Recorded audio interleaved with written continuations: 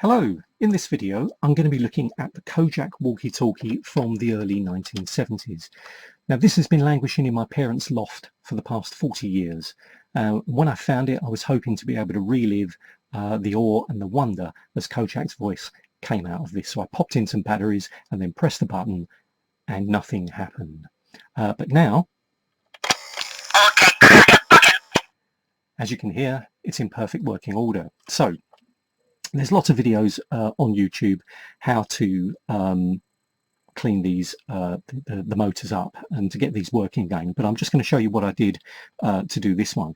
Now you may not find any videos on the Kojak walkie-talkie, but certainly for the Palitoy talking Dalek, which uses exactly the same voice box. So I think they were made by the same company, Tomy, so you can look at the videos on that. And in fact I've got a Palitoy Dalek that I need to get working, so I might do a video on that in the future. But just before I open this up, just to mention a little bit about Kojak, just in case anyone can't remember or doesn't know, Kojak was a American police drama set in New York. Kojak was played by Telly Savalas. I don't really remember too much about the series other than he used to have a small red lollipop in his mouth a lot of the time, and he used to say "Who loves you, baby?" quite a lot. But other than that, I don't really remember too much more about it. But I do remember one Christmas I got this, and I was a little bit disappointed that it couldn't be used as a proper walkie-talkie. And I think actually on the box it said something to that effect, that it didn't transmit or receive. But equally I was amazed that it actually spoke and it actually had the voice coming out of it, and I assumed it was something to do with the electronic wizardry inside. You know, you put batteries in and it works, until one of my friends told me that there was a miniature record player inside, and I didn't believe him. And probably a couple of years later, when we mentioned it again, I was a bit older and I decided to take it apart and have a little look, and indeed there was a little record in there. And I'm actually quite surprised that I managed to take it apart and put it back together without actually breaking anything, considering I was probably only about 7 years old. But let's have a little look. And so here we are. Here's the voice box compartment. You can see we've got 3 screws to take this out. So the batteries go in here, the good old HP7 they used to be called, or AA batteries. You may find that if we pop today's batteries in, it is a little bit too powerful and it does make it sound quite fast, but these things actually run just on one battery. And that was one trick we used to use when we were younger. When we couldn't find 2 batteries, we would just stick one in and that would work. So let's have a little look. Let me open this up and take out the voice box, and then I'll show you what I did to get these things working. So if I just pop the screws there. Now when we're tightening these screws up, one thing we don't want to do is to over tighten them, because you may find that the plastic will crack just around the screw thread. Remember, this is 40-year-old plastic, and this walkie-talkie has been up in a loft, and it's probably hot in summer, cold in winter, and that could put stresses on the plastic as well. So let me take this out. So there's the voice box unit, so I'm just going to put that to the side for the moment.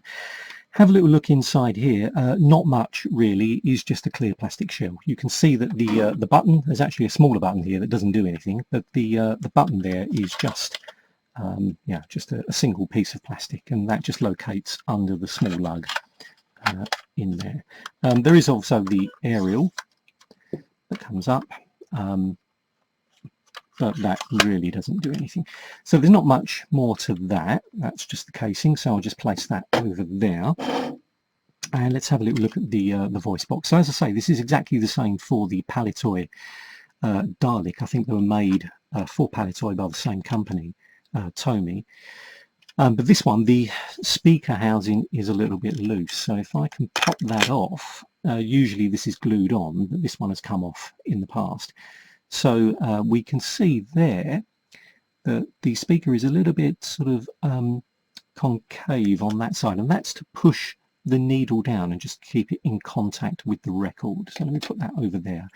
And so here we can see the record, we can see the needle and the arm, and also the original rubber band, which when I've looked at these, and I've looked at the Daleks as well, the rubber bands tend to stay intact, so they don't tend to perish. But yeah, what we need to do is remove the top of this housing to be able to get to the motor. So it works by, when we push the white button in there, that pushes down onto this button here, which causes the record to go down, which makes the connection, which drives the motor, which then turns the record, and the needle will then be in the grooves. That will then come along to the end, and as soon as it finishes, it will spring up and go back. So that's the theory. But the motors tend to seize up after a number of years, so we need to get into this so that we can oil it. Now the way to do that, if I just what I'm going to do is pop this back on here, just so that everything doesn't fall out, and there are two screws just located at the bottom of the batteries, so I'm going to pop those out, and if you're lucky, you'll find that when you unscrew these, you'll feel that the two parts of the housing will just come away. So there's one screw out, and the other one is stuck in there, but I can feel the housing has come away.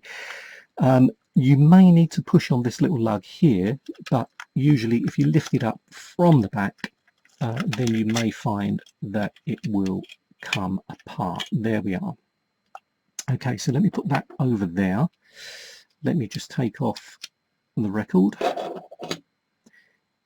and the little spindle. Let's just pop that here for the moment.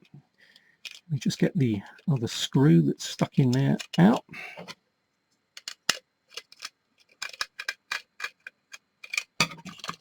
So if I just push that through, is that going to come out?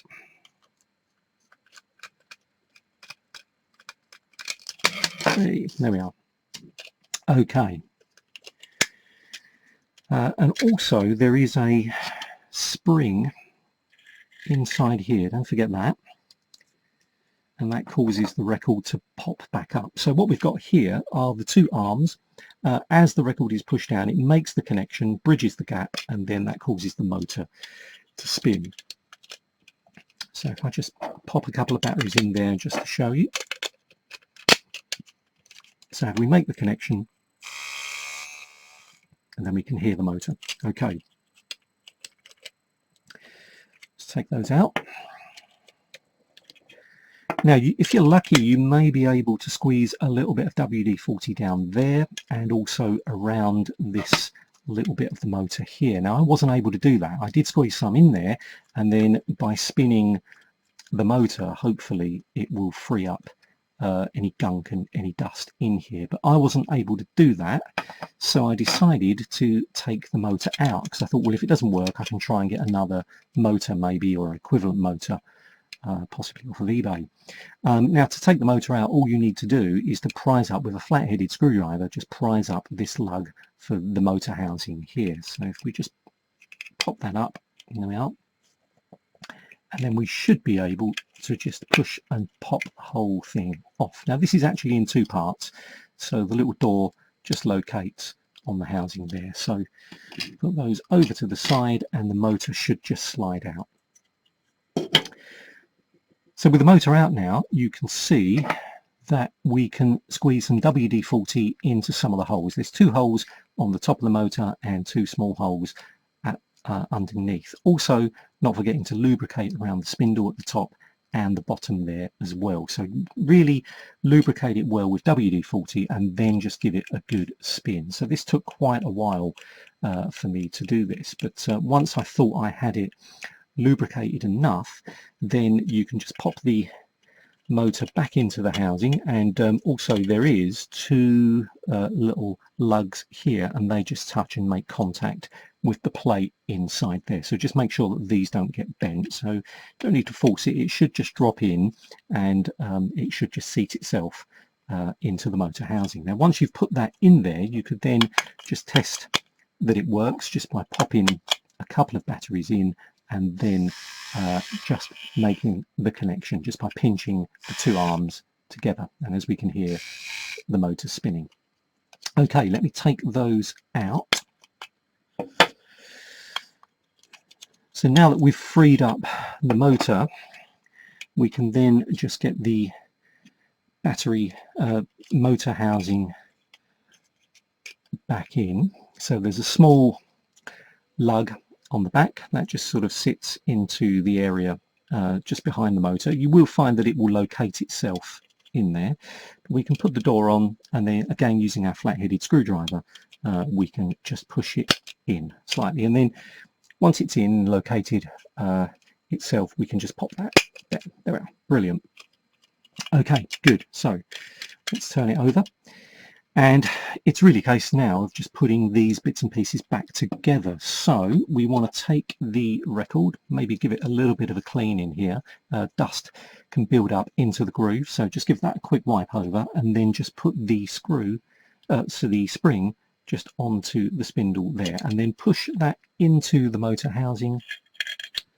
There we are, and just keeping that down. Now this is the tricky part, where we've got to put the band on, and then we've got to get the arm in. So if I just locate the band around here and around the spindle, then we can just put it around there like that. Okay, good. So once we've got that on, the next job is to locate the arm in here. Now this is where it gets a little bit tricky, because we've got this spring here that we've got to keep pushed in so that it doesn't get trapped between the two halves of the housing, but also we want to be able to keep the arm down onto the record. We don't want it too far over here, or it gets stuck underneath part of the blue housing there, and if we just leave it loose, it will just pop up and just get above this part here. So one trick is to get a piece of sticky tape and just stick it to the record like so. Now that is just enough just to hold it while you got your other hand, and you can just put the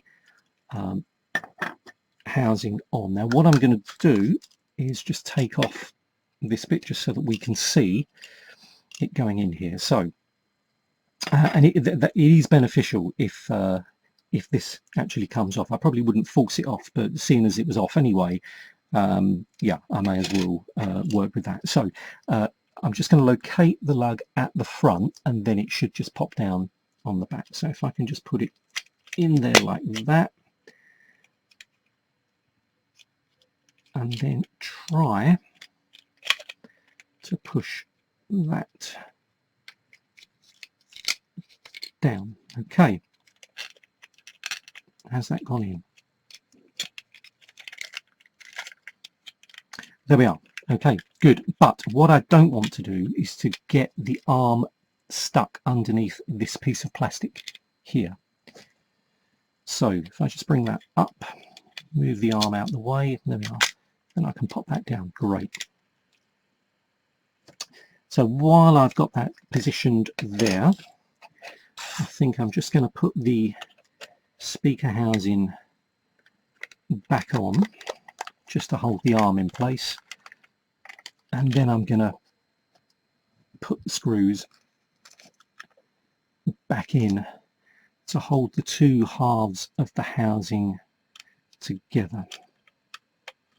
So let's get that one in there, and let's get this one in here.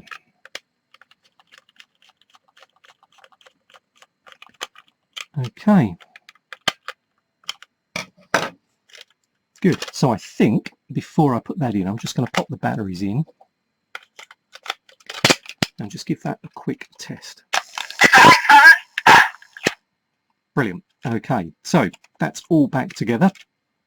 That can then just be popped back into the housing like so, and then the three screws can go in here. And as I say, when we screw these up, we just want to make sure that we don't over tighten them, just so that it doesn't put any stress on the screw hole or the surrounding plastic. But there we are, after 40 odd years of just languishing in a loft, we've now got a nice working example of a Kojak Walkie Talkie. Okay, thanks very much for watching. Hopefully this has been useful to someone out there, and you've enjoyed watching. If you have, please subscribe. I'm going to be putting some more videos up. I've got lots of stuff from the 1970s that was all up in my parents' loft, and yeah, I'm just going to be doing some videos. Some bits I'll be trying to get to work and repair, like this. With the Palitoy Dalek, I will actually do that on camera. But other ones, it's really just reminiscing and just looking back at some of the stuff we had and we played with when we were kids. But okay, thanks very much.